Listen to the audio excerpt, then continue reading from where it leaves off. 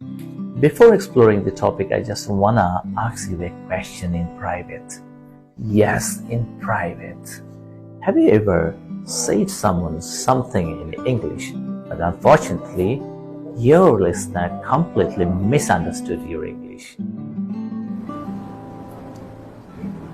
যেমন ধরুন, আপনি বলেছেন এবারে কোরবানির ঈদে আপনি একটা ভেড়া কিনবেন, অথচ আপনার নেটিভ স্পিকার বন্ধুটি ভেবেছে আপনি একটি জাহাজ কিনবেন।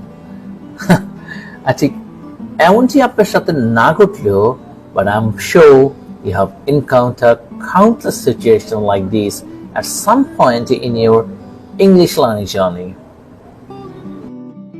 Sheep and ship এই দুটি শব্দের উচ্চারণ অনেক কাছাকাছি মনে হলেও এদের অর্থ একেবারে ভিন্ন, কারণ উচ্চারণের মাঝখানে থাকা লং ই, যাকে আমরা দীর্ঘ ই বা দীর্ঘিকার হিসাবে ডিনোট করতে পারি, এবং শর্ট বা স্বল্প দৈর্ঘ্যের ই, যাকে আমরা হ্রস্ব ই বা রসিকার হিসাবেও ডিনোট করতে পারি, যা দুটি সম্পূর্ণ ধরনের ভিন্ন স্বরধ্বনি বা ভাওয়েল সাউন্ড।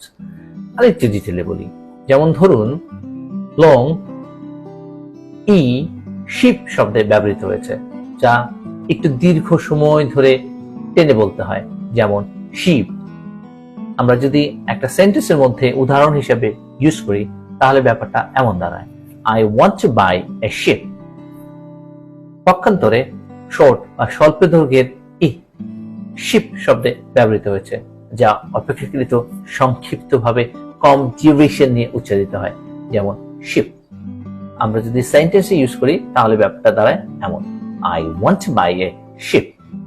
এই ছোট্ট ভাওয়েল সাউন্ডের পার্থক্যের কারণে শব্দ দুটি একে অপর থেকে একেবারে আলাদা অর্থ বহন করে, যেমন শিপ মানে ভেড়া, শিপ মানে জাহাজ।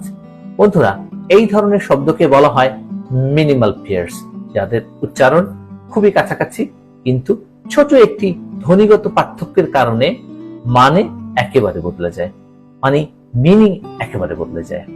ধন্যবাদ।